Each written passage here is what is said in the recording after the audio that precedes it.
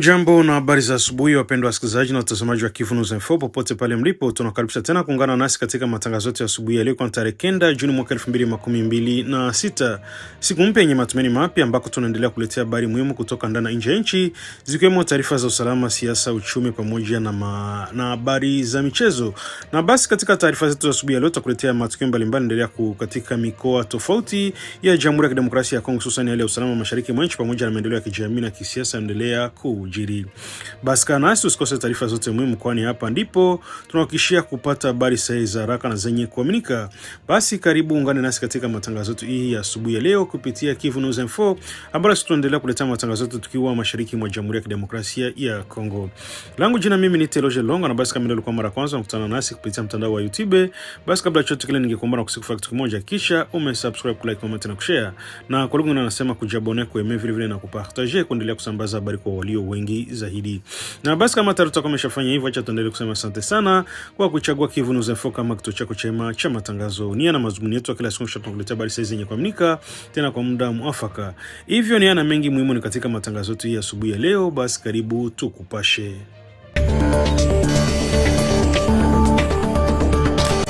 Katika maendeleo mapya hali ya usalama mashariki mwa Jamhuri ya Kidemokrasia ya Kongo, eneo la Mikenge katika mkoa wa Kivu Kusini limeripotiwa kuingia mikononi mwa M23 wanashirikiana na kundi la Twirwaneho pamoja na vikosi vinavyotumiwa kuwa vya Rwanda kufuatia mapigano makali yaliyotikisa eneo hilo siku ya Jumatatu tarehe 8 Juni mwaka 2026. Kwa mujibu wa taarifa kutoka vyanzo mbalimbali vya eneo hilo, mapigano yalianza mapema asubuhi baada ya mashambulizi ya ndege zisizo na rubani maarufu kama drone zilizolenga nafasi za jeshi la Jamhuri ya Kidemokrasia ya Kongo FARDC katikati na kuzunguka Mikenge. Mashambulizi haya angani yalifuatiliwa na mapigano ya rezina yaliyoendelea kwa saka za upande zote zikijaribu kuimarisha nafasi zao katika eneo hilo lenye umuhimu mkubwa wa kimkakati. Taarifa hizo zinaeleza kuwa baada ya mapigano hayo waasi walijiweza kuingia katika kituo cha Mikenge na kuchukua udhibiti wa eneo hilo. Picha na video zilizosambazwa katika mitandao ya kijamii zinaonyesha baadhi ya wapiganaji wa Twirwaneho wakishangilia kile walichokiita ushindi baada ya kuingia kwao katika mji huo. Hata hivyo, taarifa hizo bado zinahitaji udhibitisho na vyanzo huru vya usalama, huku jeshi la Jamhuri ya Kidemokrasia ya Kongo likiendelea kutoa tathmini ya hali halisi ya eneo hilo. Mikenge ni moja ya maeneo muhimu katika ukanda wa Minembwe kutokana na nafasi yake ya kijiografia. Wachambuzi wa masuala ya kijeshi wanaeleza kuwa udhibiti wa eneo hilo unaweza kuwa na hatari kubwa katika mwenendo wa mapigano katika sehemu kubwa ya Kivu Kusini. Endapo waasi hao watafanikiwa kuimarisha ngome zao huko Mikenge, wanaweza kupata urahisi zaidi wa kusafirisha vifaa vya kijeshi, chakula na mahitaji mengine kutoka maeneo ya Bijombo kuelekea Mwenga katika Kasika na hata mji wa Bukavu. Mbali na hilo, kuanguka kwa Mikenge kunaweza kufungua uwezekano wa kuendelea na mashambulizi kuelekea Point Zero, eneo ambalo limekuwa likitajwa mara kwa mara na umuhimu mkubwa wa kimkakati katika ukanda huo. Kutoka Point Zero, waasi wanaweza kupata nafasi ya kusogea kuelekea wilaya Fizi na Baraka, huko wakijaribbu kujitanua zaidi kuelekea mkoa wa Tanganyika. Hali hii inazua wasiwasi mkubwa kwa wakazi wa maeneo hayo ambao tayari wamesiriwa kuna miaka mingi ya migogoro ya kislaha. Katika siku za hivi karibuni, mapigano kati ya maeneo ya Minembwe, Bijombo na Mikenge na maeneo mengine ya jirani yamekuwa kiongezeka, huku kila upande ukijaribu kupata nafasi ya kimkakati kabla ya hatua nyingine za kijeshi. Vyanzo vya ndani vinaripoti kuwa baadhi ya familia zimeanza kuyama makazi yao kwa hofu ya kukumbwa na mapigano zaidi, huku wengine wakikimbilia maeneo yanaonekana kuwa salama zaidi. Wakati huo, jeshi la Jamhuri ya Kidemokrasia ya Kongo FARDC linaelezwa kuendelea kujipanga upya ili kuzuia waasi kuendelea kusonga mbele. Viongozi wa kijeshi wanatajwa kuwa wanafanya tathmini ya hali ya uwanjani na vita na kupanga mikakati ya kurejesha maeneo yaliyopotea pamoja na kulinda usalama wa raia. Hata hivyo, hadi sasa kuna taarifa rasmi iliyotolewa kuhusu idadi ya waliouawa au kujeruhiwa katika mapigano hayo ya hivi karibuni. Kwa miezi kadhaa sasa, mamlaka za jeshi la Jamhuri ya Kidemokrasia ya Kongo zimekuwa zikilalamikia kile wanachokita mashambulizi ya mara kwa mara yanayofanywa kutumia drone zidi ya nafasi za FARDC na maeneo yenye raia. Serikali ya Kinshasa inaendelea kuitumu Rwanda kwa kuunga mkono waasi wa M23 na makundi mengine yenye silaha yanayofanya operation katika mashariki mwa nchi. Rwanda kwa upande wake imekuwa ikikanusha tuhuma hizo na kusisitiza kuwa haina ushiriki wa moja kwa moja katika mapigano endelea ndani ya ardhi ya Kongo. Kuendelea kwa mapigano katika eneo la Mikenge kunakuja katika kipindi ambacho juhudi mbalimbali za kikanda na kimataifa zimekuwa zikifanyika kwa lengo la kurejesha amani katika mashariki mwa DRC. Hata hivyo, kila maendeleo mapya ya kijeshi yanaonekana kuongeza ugumu wa mchakato wa kurejesha utulivu katika eneo ambalo limekumbwa na migogoro kwa miaka mingi. Hadi kufika asubuhi hii ya Jumanne tarehe 9 Juni, hali katika Mikenge inaelezwa kuwa bado ni hatari kubwa, huku taarifa zikionyesha kuwa vikosi vya FARDC vinaendelea kujikusanya katika maeneo karibu kwa ajili ya kuimarisha usalama na kufuatilia mwenendo wa mapigano. Wananchi wa eneo hilo waendelea kuishi katika hali ya hofu na sitofahamu, wakisubiri kuona hatua zitakazochukuliwa na jeshi pamoja na viongozi wa kisiasa ili kurejesha amani na usalama. Kivu News Info tutazidi kufuatilia kwa karibu maendeleo ya hali hii na kuwapatia taarifa zaidi kadri zitakavyokuwa zikipatikana.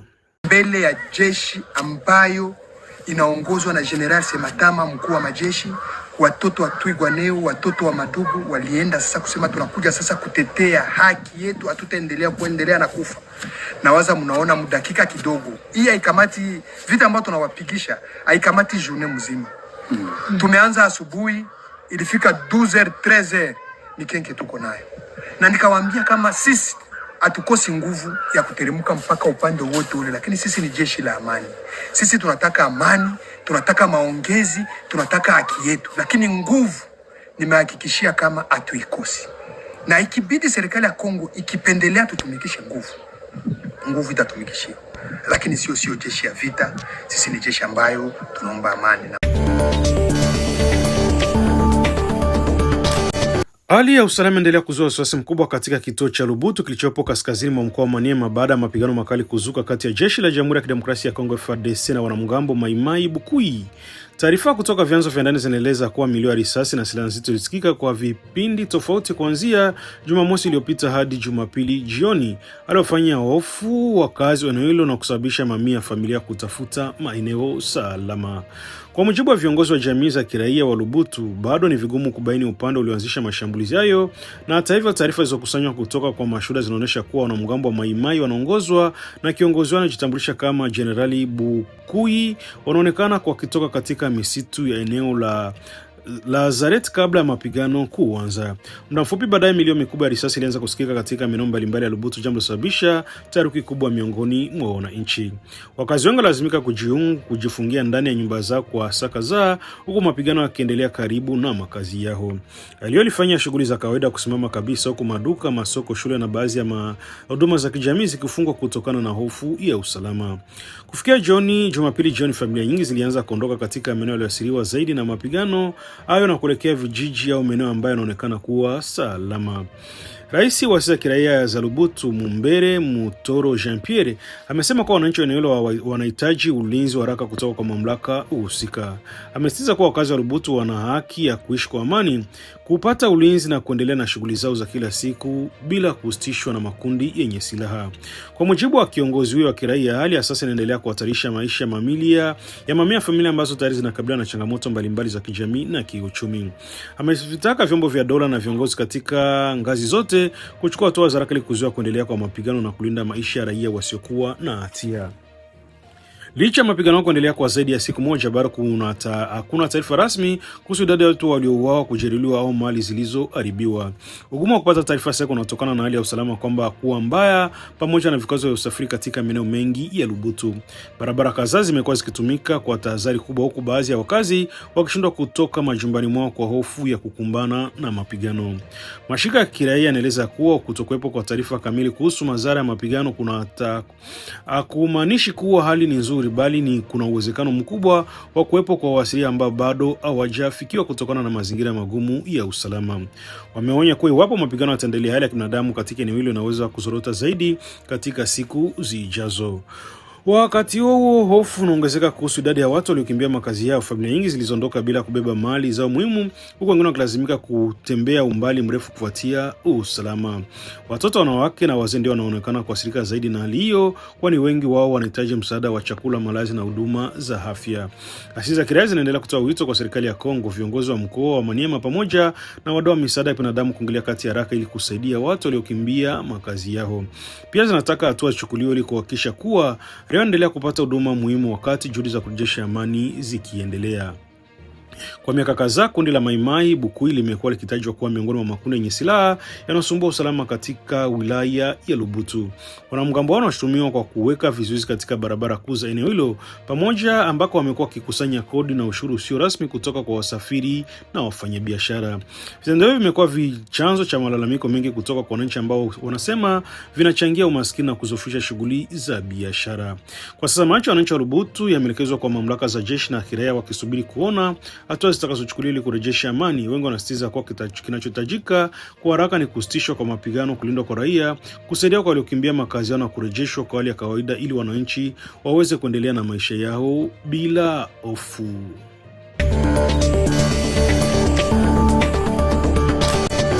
Katika maendeleo yaliyochukuliwa kuwa hatua muhimu katika vita dhidi ya ugaidi mashariki mwa Jamhuri ya Kidemokrasia ya Kongo, mwanamke mmoja alikuwa ametekwa nyara na waasi wa ADF ameokolewa kufuatia operesheni za kijeshi zilizofanywa na jeshi la Jamhuri ya Kidemokrasia ya Kongo FARDC katika eneo la Beni mkoani Kivu Kaskazini.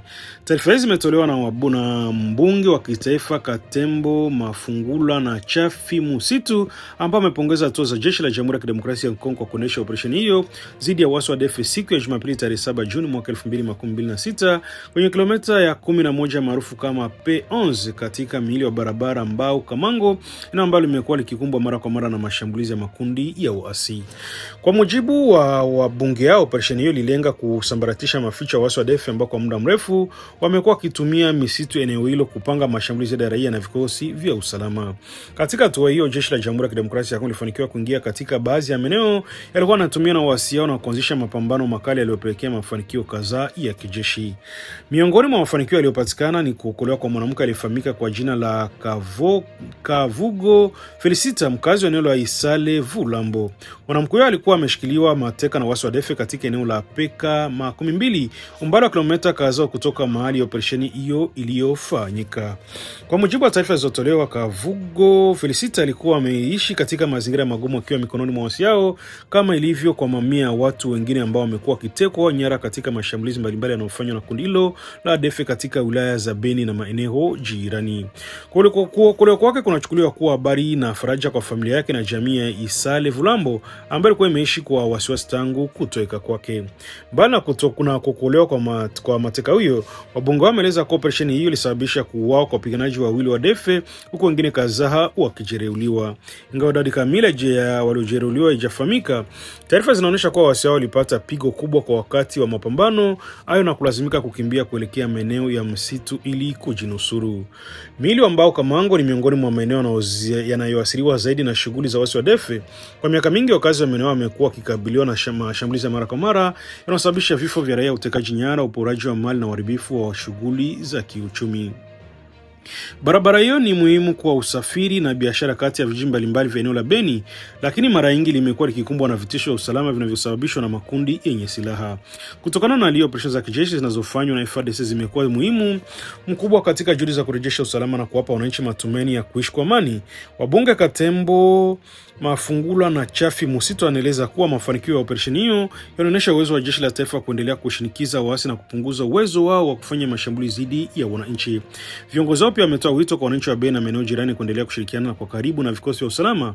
Wanasema ushirikiano kati ya raia na jeshi ni silaha muhimu katika mapambano dhidi ya makundi yenye silaha, hasa katika ukusanyaji wa taarifa zinazoweza kusaidia kubaini maficho ya waasi na kuzuia mashambulizi kabla hayajatokea. Kwa mujibu wa wabunge hao, wananchi wanapaswa kutoa taarifa kwa wakati kuhusu mienendo ya watu wanaotiliwa shaka na shughuli zozote zinazoweza kuhatarisha usalama wa jamii hii. Wameongeza kwa ushindi dhidi ya ugaidi hautapatikana kwa nguvu za kijeshi pekee, bali pia kupitia ushirikiano kwa karibu kati ya wananchi na viongozi wa jamii na vyombo vya usalama. ADF, kundi ambalo awali lilianza nchini Uganda, endelea kuwa moja makundi hatari zaidi yanayofanya shughuli za kigaidi katika mashariki mwa Jamhuri ya Kidemokrasia ya Kongo. Kundi hilo limehusishwa na mauaji ya maelfu ya raia, utekaji nyara, uchomaji wa vijiji na mashambulizi za taasisi za serikali katika maeneo ya Beni, Irumu na sehemu nyingine za Kivu Kaskazini na Kusini. Licha operesheni nyingi za kijeshi zinazofanywa katika miaka hivi karibuni, waasi wameendelea kutumia misitu mikubwa eneo hilo kama maficho yao. Hata hivyo, jeshi la FARDC limekuwa likiongeza mashambulizi dhidi ya ngome zao kwa kushirikiana na vikosi vingine vya usalama ili kupunguza tishio hilo kwa wananchi. Kwa sasa kuokolewa kwa Kavungo Felicita kunachukuliwa kama ishara ya matumaini kwa familia nyingi ambazo bado zina ndugu zao mikononi mwa waasi. Wananchi wa Beni wanaendelea kutarajia kuwa operesheni hii kama hizi zitaongeza ili kuokoa mateka wengine na kurejesha usalama wa kudumu katika maeneo ambayo kwa muda mrefu yamekuwa kikumbwa na vitendo vya ugaidi.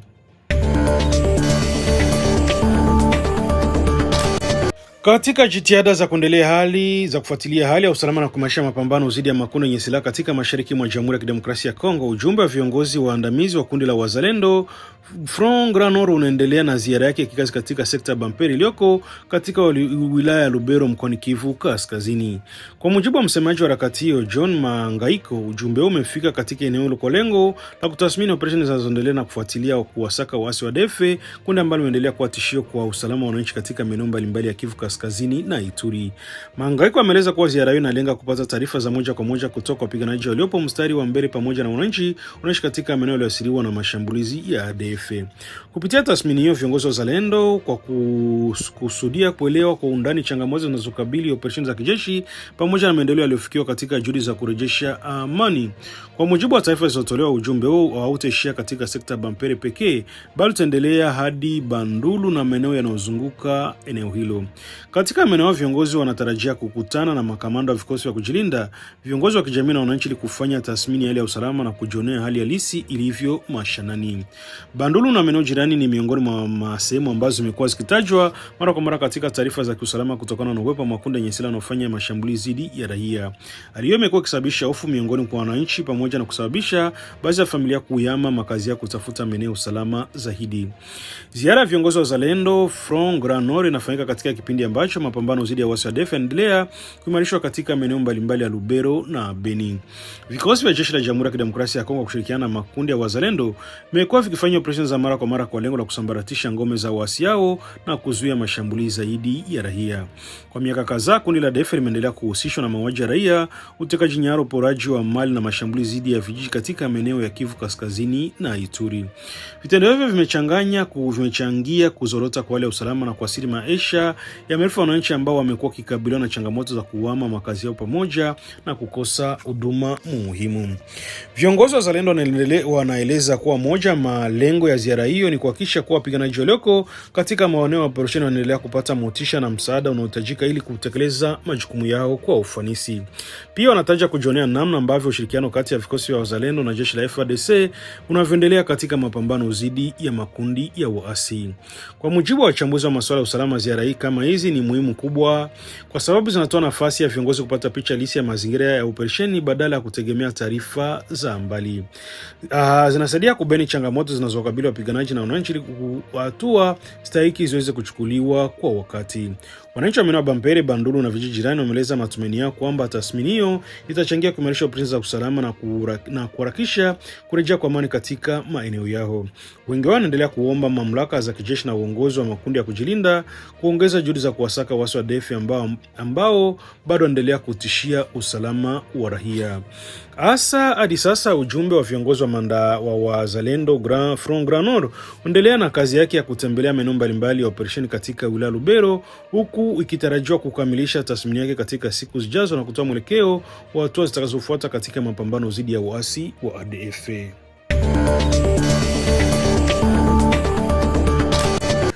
Katika hali ambayo mjadala wa kisiasa unaendelea kushika kasi nchini Jamhuri ya Kidemokrasia ya Kongo, mjumbe wa kitaifa anayewakilisha jimbo la Uvira Justin Bitakwira ametoa wito wa kufanyika kwa mazungumzo ya kisiasa kati ya kambi ya watawala na upinzani ili kuzuia kuongezeka kwa mvutano wa kisiasa ambao kwa mujibu wake unaweza kuhatarisha utulivu wa nchi katika kipindi kijacho.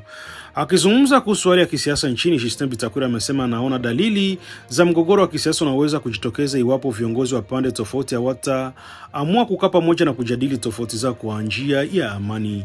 Ameeleza kuwa hali ya sasa inaonyesha kuwepo kwa ushindani mkali wa kisiasa kati ya wale wanaotaka kuendelea kubaki madarakani na wale wanaotafuta kuingia madarakani.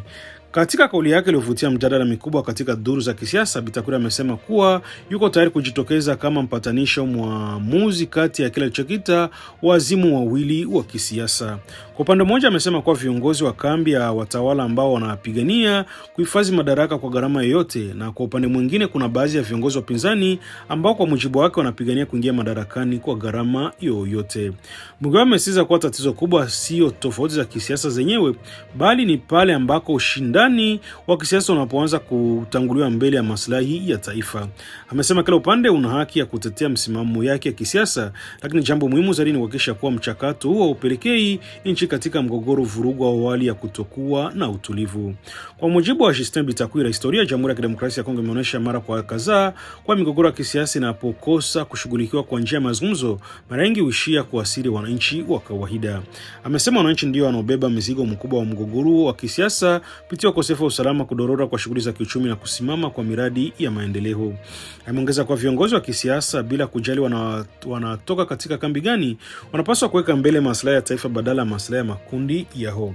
Kwa maoni yake, Kongo inahitaji mazingira ya maelewano na mshikamano wa kitaifa zaidi kuliko wakati mwingine wowote, hasa kutokana na changamoto nyingi zinazokabili nchi, ikiwemo hali ya usalama mashariki mwa nchi. Katika wito wake, Justin Bitakwira anapendekeza kufanyika kwa mazungumzo ya wazi yatakayowaleta pamoja viongozi wa serikali, wakilishi wa vyama vya upinzani, viongozi wa dini, asasi za kiraia pamoja na wadau wengine wa taifa. Anaamini kuwa kupitia jukwaa la mazungumzo pande zote zinaweza kupata nafasi ya kueleza malalamiko yao, kujadili tofauti zao na kutafuta suluhisho kwa njia ya amani. Kwa mujibu wa mbunge huyo, mazungumzo ya kisiasa yanaweza kusaidia kupunguza hali ya kutokuaminiana inayozidi kujitokeza kati ya baadhi ya viongozi wa kisiasa. Amesema bila mazungumzo kuna hatari ya kuendelea kwa migawanyiko ambayo inaweza kuathiri mchakato wa kisiasa na taasisi za taifa katika siku zijazo. Kauli ya Justin Bitakwira imekuja wakati ambako mjadala kuhusu mustakabali wa kisiasa na nchi inaendelea kuongezeka katika maeneo mbalimbali ya Kongo. Wadau wa kisiasa wamekuwa wakijadili masuala yanayohusu utawala, uchaguzi, ushiriki wa vyama vya kisiasa na nafasi katika taasisi mbalimbali za kuimarisha demokrasia. Wachambuzi wa masuala ya kisiasa wanaona kuwa wito wa mazungumzo unaonyesha wasiwasi uliopo miongoni mwa baadhi ya viongozi kuhusu uwezekano wa kuongezeka kwa mivutano ya kisiasa katika kipindi kijacho. Wanasema mazungumzo ya kisiasa mara nyingi yamekuwa kitumika kama njia ya kutafuta mwafaka wakati wa tofauti kubwa za kisiasa nchini. Hata hivyo, hadi sasa kuna taarifa rasmi kutoka kwa viongozi wa serikali wala upinzani kuhusu pendekezo la Justin Bitakwira. Baadhi ya wadau wanaamini kuwa kufanikiwa kwa mazungumzo yote utegemea utayari wa pande zote kukubali kukaa pamoja na kujadili masuala yanayowatenganisha. Kwa upande wa wananchi, wengi wanaendelea kutamani kuona hali ya utulivu ya kisiasa ikiendelea kuimarika, wakiamini kuwa amani na mshikamano wa kitaifa ni msingi muhimu wa maendeleo ya nchi. Wanaona kuwa katika kipindi ambacho taifa linakabiliana na changamoto za kiusalama katika maeneo ya mashariki, umoja wa viongozi wa kisiasa unaweza kuwa mchango mkubwa katika kuimarisha udhibiti wa taifa. Kwa sasa pendekezo la Justin Bitakwira la kusitisha mazungumzo ya kisiasa linaendelea kuzua mjadala katika duru mbalimbali za kisiasa nchini, huku wengi wakisubiri kuona kuwa iwapo hatua hiyo itapokelewa na pande husika na kama unaweza kuwa mwanzo wa juhudi mpya za kuimarisha maelewano na utulivu kwa kisiasa nchini Jamhuri ya Kidemokrasia ya Kongo. Et les différentes déclarations auxquelles nous assistons peuvent enclencher une guerre que nous ne saurons pas gérer. Alors que, en fin de compte, on finira par autour d'une table. Je suis en train d'expliquer à l'opinion qu'il y a deux instincts qui s'affrontent. Le premier instinct, c'est l'instinct de la conservation du pouvoir. Et ça, c'est pour la majorité. La majorité tient à conserver le pouvoir. Coûte que coûte. Coûte que coûte. Et à tout prix. Quel que soit le prix à payer. Mais il y a aussi l'opposition classique qui tient à accéder au pouvoir. Coûte que coûte. Et à tout prix. Et quel que soit le prix à payer. Nous considérons que nous sommes en face de deux fous. Et au village, quand quelqu'un s'en prend au bien public, il n'y a qu'une solution. Il faut le ligoter. Si vous le laissez faire, il va détruire toute la société.